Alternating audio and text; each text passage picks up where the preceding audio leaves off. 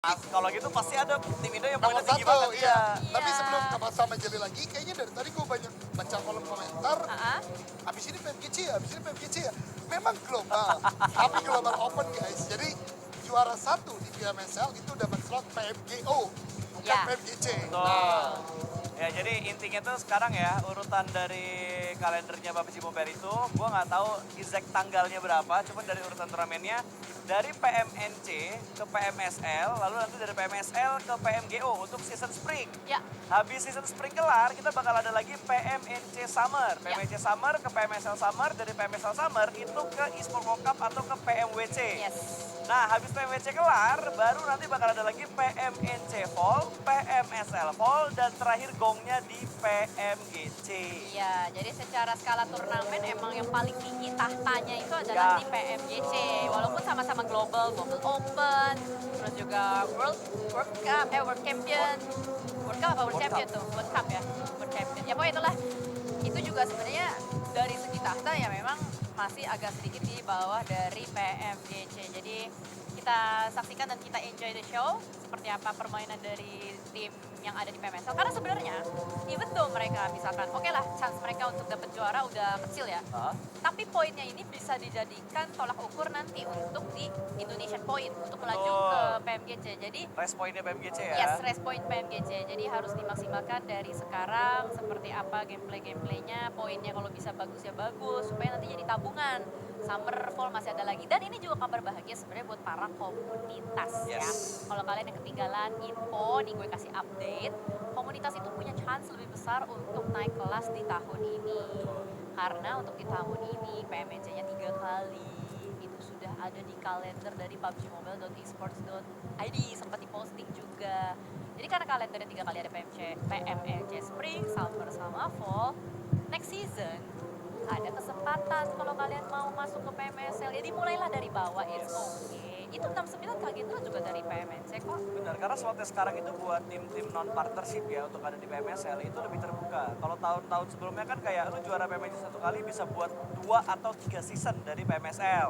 Tapi sekarang itu tiap seasonnya bakal ada reset lagi buat tim-tim non-partnershipnya. Jadi Iya. buat 69 sama Kagendra, season depan belum tentu mereka bisa balik lagi. Tergantung nanti ketika mereka main di PMNC Summer, mereka bisa dapetin top 2 lagi atau enggak. Kalau mereka top Iya. 2, mereka balik lagi ke PMSL Summer. Tapi kalau mereka nggak top 2, kita bakal ngeliat tim baru lagi yang Iya. akan ada di PMSL Summer 2025. Tapi setelah tadi kita melihat flag pad yang melambung ke arah Kampo kalau gua nggak salah, atau ada di bagian-bagian atas lah intinya untuk flag padnya. Sekarang kita sudah disajikan dengan circle yang menuju ke arah bawah, di mana Cumcer yang kurang lebih menjadi bagian dari center circle yang pertama. Gak ada Talon. Kalau ada Talon, Cumcer jadi milik Talon, center circle Talon. Flash juga sih sebenarnya. Tadi soalnya sempat dibahas ya sama Eldoge bahwa perebutan drop zone-nya itu bikin Flash jadi lebih leluasa untuk bermain di Grand Final kali ini. Karena kan kemarin pas off season juga banyak orang yang nungguin ya mau lihat Flash versus Talon gitu kan. Cuman ya Talon untuk di season kali ini sangat berbanding terbalik dengan apa yang sudah kita lihat di season-season sebelumnya. Jadi buat teman-teman juga yang mengikuti PMSL dari tahun ke tahun, pasti kalian udah tahu lah langganan-langganan siapa aja gitu kan. Kita bisa tarik dari 2023 Spring, Hah? juaranya Alter Ego 161 poin ya Ya. kan. Terus juga 2023 Fall itu ada Alter Ego 163 poin, Nambah 2 poin. nambah 2 poin. Lanjut ke 2024 Spring ada Boom dengan poin 179. Naik lagi Naik standarnya. lagi, standar ganda ya. Ya. 2024 Summer Boom lagi dengan 200 poin. Jadi Naik lagi. Boom ini menjadi salah satu champion dengan poin tertinggi dari semua PMSL yang sudah terjadi. Karena untuk di berikutnya, di 2024 Fall itu, Vampire juara dengan poin yang sama saat dulu Boom juara 179. I see. Nah, jadi emang timpang tindihnya itu kita lihatlah dari standar poinnya ya kan, seperti apa. Dan kenapa banyak orang berekspektasi Boom bisa menjadi calon juara juga ya karena itu standarisasi poin mereka tinggi, kelakuan, gameplay mereka luar biasa. Tapi itu pas ada Razy. Nah, sebenarnya kan sempat ada konten kan yang bertebaran kayak gak ada Rezi gak masalah, Boom gak ada kendala sama sekali gitu kan. Cuma semakin kesini kayak kita ngelihat sosok Rezi ini juga jadi sosok yang begitu penting gitu buat Boom Esport, jadi otaknya Boom Esport untuk bergeraknya mereka kayak gimana. Atau mungkin ada perubahan coaching staff juga yang terjadi di Boom Esport yang akhirnya ngebuat sedikit berbeda cara bermain dari Boom Esportnya sendiri. Karena beda banget gitu. Dulu tuh gue sempat bilang ya, Boom itu adalah tim yang memainkan cara mainnya DX dengan lebih rapi. Tapi gue ngelihat permainan Voin yang ternyata lebih efektif lagi daripada Boom Esport. Yang secara adaptasi mungkin kayak, oke Boom adaptasiin amati tiru modifikasi strateginya DX, tapi Voin ngadaptasi lagi punyanya DX sama punyanya Boom Esport. Makanya jadilah Voin di 2024 karena mereka dapetin peringkat 5 dunia waktu itu kan di PMGC-nya. Iya, sebenarnya tergantung dari meta ya. Meta di season itu tuh apa gitu. Apakah alter, apakah inner, segala macam. Kalau gue ngeliatnya di 2025 spring ini ya, jujur ini ganti-gantian, silih berganti. Ada tiba-tiba dia outer terus nih. Ini main di tengah. Paten gitu ya. Iya, jadi di tengah nih selamat nih. Ada tiba-tiba tengah banget. Outer selamat nih. Jadi menurut gue yang sangat efektif adalah ability to adapt quickly. Emang harus adaptif udah paling benar gitu loh. Ya kan? Jadi lu nggak punya paten kayak, gue harus main tengah terus nih. Gak bisa, makanya kayak The Xavier, kemudian siapa Void di awal-awal, kemudian beberapa tim yang menurut gua harusnya adaptasinya itu atau punya gameplay fundamental itu tinggi, itu butuh waktu buat adaptasi. Nah itu tim-tim yang tadi gua sebutkan, nah Bung, kalau tadi bahas lagi Bung ya, ini ya lagi-lagi sayangnya mereka nggak bisa beradaptasi dengan hal tersebut karena kenapa gua katakan seperti itu, sudah ada 2 game setidaknya hari ini yang membantu dalam permainan mereka tapi tidak working gitu loh dengan cara permainan mereka, karena ya balik lagi tidak bisa untuk mengadaptasikan apa yang perlu dilakukan di game tersebut. Memang gameplay mereka tetap ada sebagaimana main open field-nya lah, main tailingnya kah, tapi ya kembali lagi ketika udah masuk ke arah bagian zona-zona terakhir ya balik ke player, itu tidak berhasil dilakukan dengan mereka. Berbeda dengan Sam9, Salmon Digital Lions yang 2 hari ini gua rasa justru mereka mengerti gitu loh, kalau lobby seperti ini maka gue seperti itu. Jadi meta yang disebut jelly gue rasa meta itu kayak panduan bermainnya, tapi kapan A itu digunakan, kapan B itu digunakan. Nah tim-tim yang di papan atas sekarang yang bisa menggunakan hal tersebut. Gunakan buku ini tergantung dengan syarat dan ketentuan yang berlaku. Iya. Ada notes-notes kecil tuh yang muncul tuh. Untuk di season ini, gue rasa yang pegang peranan paling krusial IGL. Shot call semua dari dia. Ya walaupun kita tahu tadi udah dibahas sama Eldog ya, ada coach juga yang turut serta andil memberikan pep talk, analis juga memberikan insight. Tapi di lapangan, situasi kondisinya yang tahu mereka.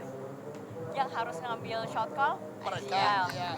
Dan itu harus paten gitu loh ngambilnya kayak, gue yakin nih begini segala macam. Dan itu susah men menurut gue. Itu susah banget. Kayak nggak gampang gitu untuk di PMSL 2025 Spring ini karena ini udah season ke-6. Otomatis semua tim berevolusi ya. Iya. Udah banyak gameplay yang berubah segala macam. Terus juga kalau lu tahu ini pemain-pemainnya itu udah tahun 2000-an semua kelahirannya nih. Banyak kan. Oh iya. Gue pegang data, gue liatin kan. 2000-an berarti paling tua. 2000-an satu lah. Paling tua 25 ya. Dapat kerupuk. Paling tua tuh. Dapat kerupuk satu 2000-an. Siap. Iya 2000-an. Warung ya. Iya. Tapi emang bener ya. Jadi kebanyakan itu adalah pemain-pemain yang angkanya agak apa namanya tahun lahirnya ya di atas 2000-an.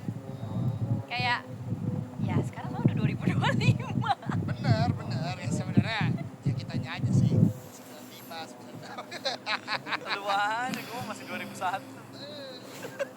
Kurang Ayo, jangan segitu lah. Kurang 7 kenapa?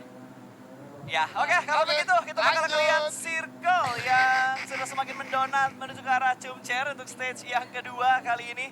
Makin banyak tim-tim yang berusaha untuk masuk menuju ke arah Chumcher, bahkan Void juga mendapatkan area kosong karena tadi Chumcher benar-benar kosong, nggak ada pemiliknya sama sekali karena pemiliknya kebetulan lagi libur untuk di grand final. Katalon ya. Ya, makanya nggak ada yang ngontrol bagian dari Chumchernya sendiri. Kalau sekarang sih udah banyak banget, tapi Onzen melihat target di depannya, melihat 4 vehicle milik dari tim IE, bahkan 1 burstnya tadi mendapatkan headshot, namun masih belum bisa.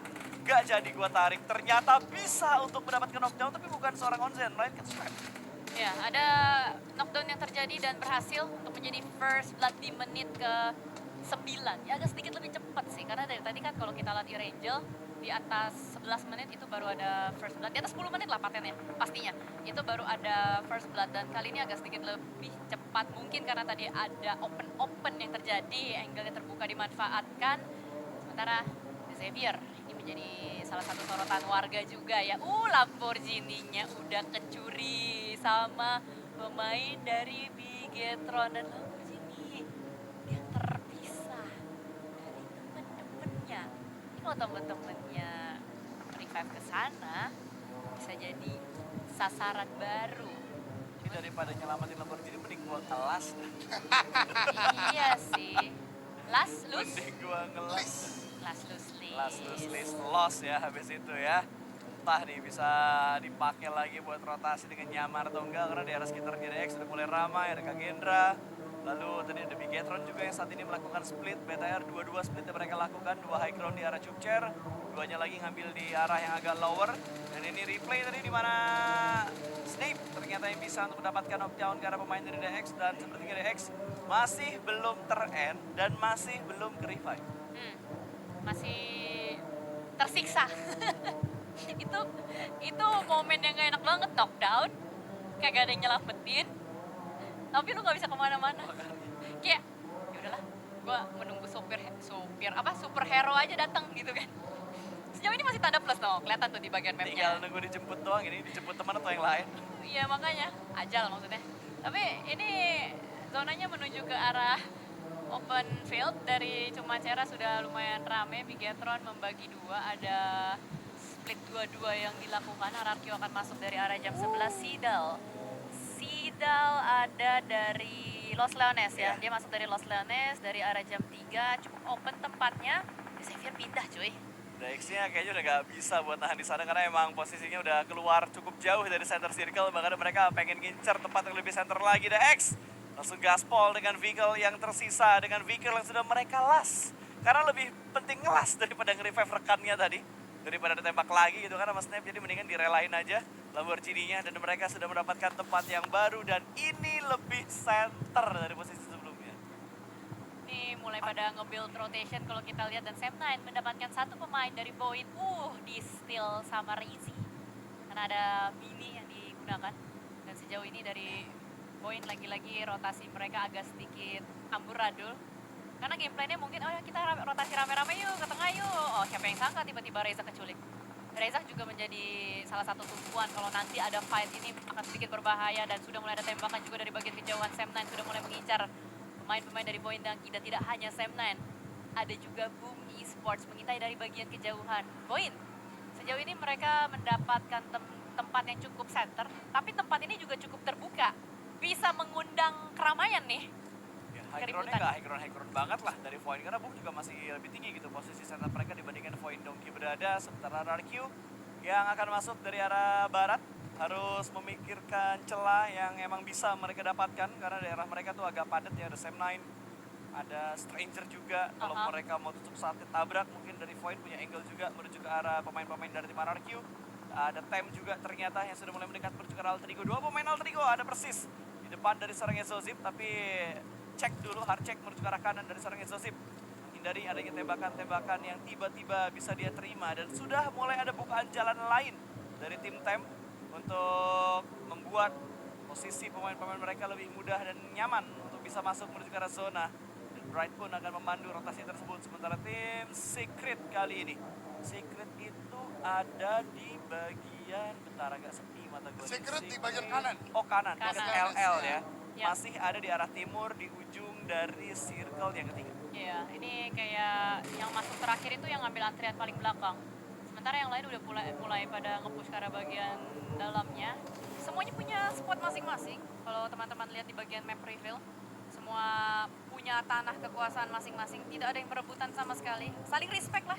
Saling respect dengan checkpoint-checkpointnya. Tapi zona yang kali ini, gua rasa harusnya bikin mereka saling tubruk.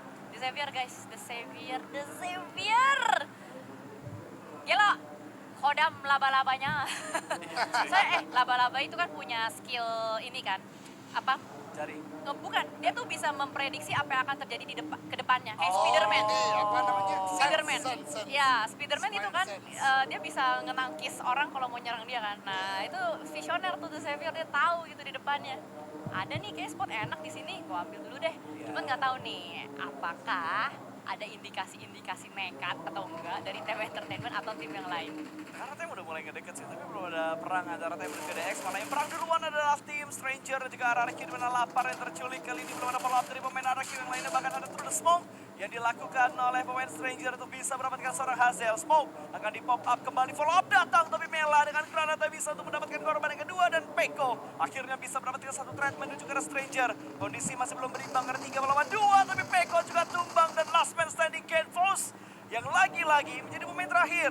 untuk RRQ kali ini. Sebuah flank dibangun oleh Stranger kali ini untuk mencari posisi dan mendapatkan angle ke arah Genfos. Masih bisa proning, menutup angle shoot karena tidak hanya Stranger yang nembak, Sam9 juga nembak ke arah Genfos. Tiba-tiba Genfos kedatangan tamu baru lagi. New contender dari Stranger sudah mulai sangat dekat sekali. Close combat pastinya akan dilakukan, reload dilakukan Genfos. Jump shot dia berhasil lakukan. Mendapatkan satu elimination, tapi tetaplah ini kerugian besar untuk RRQ. Mereka seharusnya tidak kehilangan manpower, tapi sudah terjadi. Kenapa Eldoge? RRQ lagi-lagi ya push di satu line up yang sama. Kemudian juga Stranger justru udah menjaga dengan sangat baik di beberapa titik yang berbeda. Dan nggak tahu ya, gue melihat ada sedikit keraguan sih dari movement-movement yang dimainkan oleh RRQ. Coba tadi teman-teman bisa lihat sedikit gimana tadi di bagian depan lapar tadi ya. Harus tumbang terlebih dahulu dengan tidak ada backup yang siap di bagian belakang. Yang kedua, ini mereka membuat line up maksudnya bukan player yang dimainkan ya. Iya. Membuat strategi ketika masuk ke arah peperangan dengan lawan itu bukan yang siap di beberapa sisi, tapi semuanya di bawah. Bahkan Genfos di bagian belakang pun yang bisa melakukan backup karena terhalang oleh sebuah shake juga. Kembali ke masalah pokok mereka tentang peperangan yang gua rasa gak jauh dari komunikasi. Karena benar-benar tidak terjadi peperangan yang sangat baik, kayak ngandelin mikro masing-masing tanpa Iya. memperdulikan makro yang udah dibangun oleh tim lawan gitu loh. Gini loh, kalau nonton RRQ perang, itu kebanyakan knock knock knock, selesai. Selesai, Nggak ada udah. tak tok, revive, lempar utility, swing, gitu-gitu kan. Nggak ada gitu. Dan ya basic RRQ, abis chicken, game berikutnya nggak tahu kenapa nggak sebaik itu. Drop Makanya banget. Itu ya. kayaknya bukan basicnya RRQ deh. Semua Emang tim udah ya. jinxnya PUBG Mobile ya. Udah sering banget tuh kejadian-kejadian kayak gitu. Bahkan tadi ketika Stranger chicken di game pertama, yang Wrangle berikutnya kan mereka tusuk. iya sih, emang susah lah untuk di hari ini, apalagi kita melihat dari The Savior udah dapet tengah banget juga. Ini dia zonanya akan ke arah mana, karena Boom sudah mulai bertemu juga dengan alter ego Ares. Pertemuan tidak terelakkan dari arah jam 7. Dua tim berpapasan, dua tim Indonesia dan Opta berhasil untuk mendapatkan zero. Langsung dikonfirm menjadi elimination dan Boom pun kalang kabut di depan sana. Point pit down satu persatu pemain-pemain dari Boom dan hilang. Rata sudah Boom kembali. Repetitif Boom seperti itu. Aduh, Bahasa lu gemes banget ya. gemes Silakan. banget coy. Maksudnya, oke ini peran dulu nanti baru gue jelasin. Oke. Oke. Sambil ngelihat perang berikutnya masih dalam sekitaran yang tidak terlalu jauh antara Void dan juga tim Sam9. Sudah mulai ada granat yang dimainkan ke arah Void, tapi Void masih bisa bertahan di komponnya saat ini. Ada sebuah vehicle yang mungkin bakal digunakan untuk langsung tabrak ke arah kompon dari Void, tapi kayaknya gerakannya lebih memilih untuk melipir ke bagian kiri. Pertahanan dari Void malah menerima tembakan dari Bigetron yang ada di bagian kiri.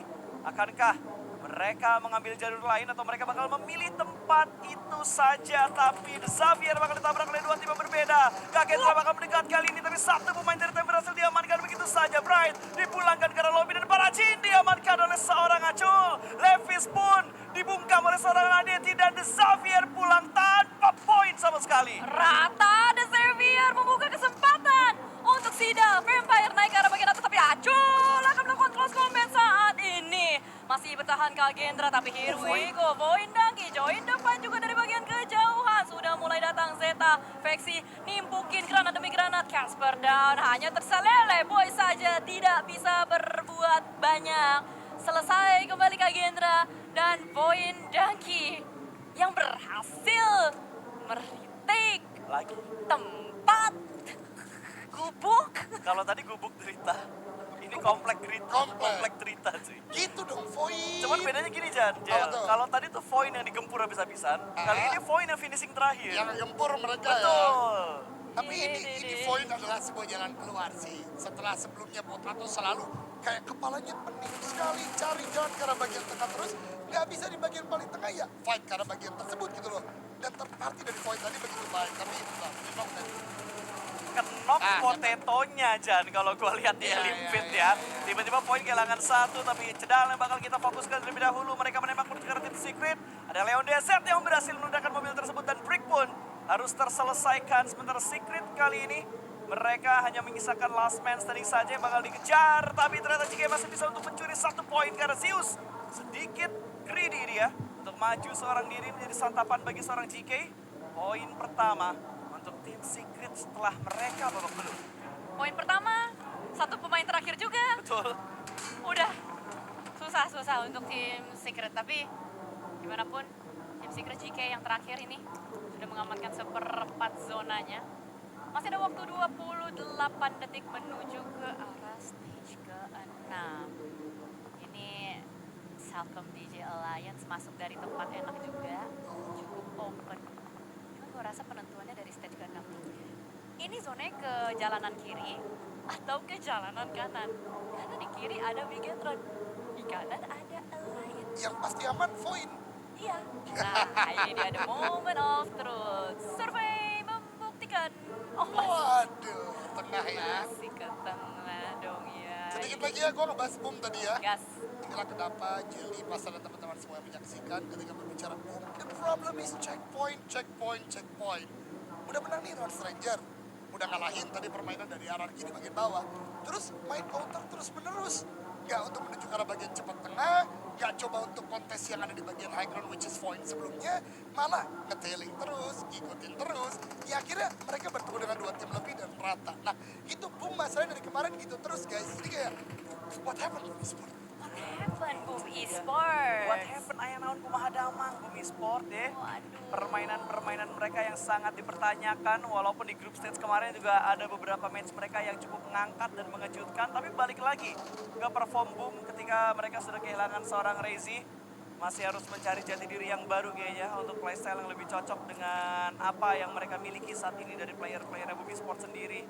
Sementara Flash yang sudah kehilangan 2 pemain, terlihat pergerakan mereka lebih safety, tapi Vampire sudah mulai masuk dalam radar dari arah tim Flash. Masih ada pantauan-pantauan, tapi belum bertembakan dari Tops dan kawan-kawan. Malah Void yang berperang dengan tim Simon, bahkan Mika berhasil diamankan juga. Mika sudah dipulangkan, Viren juga bakal menyusul. Tembakan jarak jauh menuju ke arah Sam9, karena Sam9 pun tersandwich. Ya. Kanan mereka Void, kiri mereka BTR. Ya, itu yang bikin akhirnya Sam9 mau tidak mau harus mati lampu. Pulang sudah menuju ke bagian lobby. Kesempatan terbuka lebar. Masih untuk Sidal, Vampire, dan juga Bigetron. Karena mereka masih selamat dengan 4 pemain. Gue yakin ketika elimination pitsnya muncul, aduh nanti dulu karena tiba-tiba ada mobil jatuh dari langit. Anomali. Orang mau ketiban Anomali. rezeki ya, ini ketiban mobil.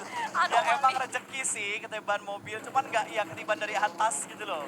Bentar, ini tiba-tiba 2 tim hijau lagi bertegur sapa, Osja dan juga Sidal. Tiba-tiba ada yang trading knock. Dan kali ini dari Osja Thailand pun perlu melakukan revive terhadap Red Bull atau Z Bull. Bahkan 1 granat sudah mulai dilontarkan menuju ke arah bagian depan. Kembali Leon DZ yang mendapatkan seorang Richard. Dimajuin kah Leon DZ? Kembali memasak nades-nya. Siap-siap untuk dilempar. Dan Jimmy pun siap membackup dari bagian atas sana. Giwi akan menghadapi Jimmy. Sementara Chopper akan menghadapi Leon DZ. Giwi mendapatkan seorang Jimmy. Chopper tarik mundur ke arah bagian belakang. Dan juga dari Olio. Masih ada di bagian bawah lengkap dengan Leon DZ, tapi itu dia cross comment yang dilakukan dari Leon DZ. Selamat Leon DZ. Leon DZ masih bisa bernafas tapi tidak untuk waktu yang lama karena pada akhirnya ditembak dari bagian kejauhan. Olio last man standing. Selcom DG Alliance berharap kepada Olio dan Chopper terlihat di depan sana. Akan terjadi cross comment dan what happened? Tiba-tiba ditembak dari bagian kejauhan. Osja yang pulang terlebih dahulu dan Selcom DG Alliance yang masih selamat. Alter Ego cuy yang nyelamatin nyawa dari Olio, tapi Olio sekarang bakal dikejar oleh pemain-pemain dari Alter Ego. Okta memberikan tembakan terakhir dengan AUG-nya, tapi masih belum bisa menumbangkan Olio. Rocky pun sudah mulai mendekat, ada granat yang sedang dimasak. Olio juga memasak granat untuk dilemparkan ke arah Rocky. Siapa yang akan mendapatkan on point targetnya terlebih dahulu? Hampir connect tadi ke arah Olio, tapi masih terhalang dengan 1 bukit kecil. Ada 2 granat yang bakal dilemparkan ke arah 2 target yang berbeda dan no HP dirasakan oleh Olio. Olio keluar dari pertahanan tapi Okta mendapatkan informasi tersebut. Healing sedang di-push tapi sudah terspot oleh Okta dan tim Alliance harus pulang di peringkat ke-6, 10, 6, 5, 4, 3. 8, 7 poin berarti ditambah. Iya, dan tiba-tiba Bigetron akan berhadapan dengan poin Dangki. Here we go, 1 granat kembali dilontarkan, bahkan ada balasan kembali slip down. Perlu diselamatkan terlebih dahulu. Federales melemparkan 1 nades kembali untuk mengdelay waktu untuk bisa nge-revive. Tapi lihat bagaimana red zone buatan dari Void Dangki. Cukup nge-pressure dan Potato nades-nya connect. Snape tidak bisa diselamatkan kembali. Satar dan Federales, harapan terakhir dari Bigetron masih berada di bagian lower ground. Masih cukup ngotot untuk bisa meretake tempat dari Void Dangki. Tapi masalahnya, ini tempat rada susah sih kalau nggak ada opening knock-nya. Harus ada opening knock dulu yang didapatnya sebuah BTR, tapi Satar yang biasanya di belakang, sekarang Satar bakal mendobrak maju. Ada satu orang yang akan siap menyambut kedatangan Satar, tapi Vexi miss the shot. Molotov langsung dipompa begitu saja untuk menilai fokus dan push yang dilakukan oleh Bigetron. Belum ada body system dari tim BTR karena Federales sedang memberikan follow up dengan granat yang sudah mulai dia masak juga, tapi masih belum on point. Satar akan kembali lagi maju dengan S12K-nya, follow up dari bagian belakang, ada granat yang dilemparkan ke arah depan, masih belum bisa mendapatkan knockdown ke arah tim point. P90 ada di tangan seorang Zeta juga, tapi sebuah molotov yang dilemparkan malah membuat kita berpindah ke arah tim Alter Ego dan juga tim Vampire. Perang sudah mulai pecah, granat dilemparkan kembali juga, tapi ada satu yang tumbang dari tim Vampire. Mereka melipir ke arah kanan pertahanan untuk melakukan revive, dan di sisi lain kita ngelihat Alter Ego terculik karena E-Arena punya vision ke arah AE. Ini bahaya men, Vampire dapat setoran poin. Vampire sudah dapat di 7 elimination. Vampire mode perang, mode war takjil. Ini harus diwaspadai. Apalagi sudut masuk mereka jauh dari keramaian. Gue rasakan ada 2 titik TKP pertikaian. Ada Vampire dan E-Arena. Serta Bigetron versus Poindaki Zeta down. Kali ini posisi menjadi 3 melawan 2. Satu nets kembali dimasak oleh seorang Federales. Rezi pun sama memberikan pressuring dengan utilities. Dipaksa keluar pemain dari Void. Vexi membuka badan ditembak oleh seorang Rezi, didapatkan. Nah, tapi trading knock dilakukan juga dari Void. Masih ada atraksi lumba-lumba di bagian dalam mobil. Potato last man standing. Mampukah Potato melakukan clutch? Masuk ke dalam rumah, melakukan delay dan revive. Akan dilakukan Rezi berjaga Federales, sementara Satar akan memberikan follow up dari bagian belakang. Dia melipir, akan ada 1 lawan 1 dengan Potato dan akhirnya dimenangkan oleh Satar. Point Donkey ID harus pulang di peringkat keempat. Dan dimana kita melihat dari Vampire pun sudah berhasil untuk mendapatkan 1 pemain dari Arena. Bersih-bersih dia lakukan. Tapi Satar melihat dari bagian kejauhan.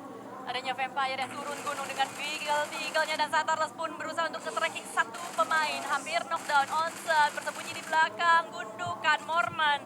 Langsung ngambil tempat cukup aman untuk mereka. Tapi ini stage ke-8.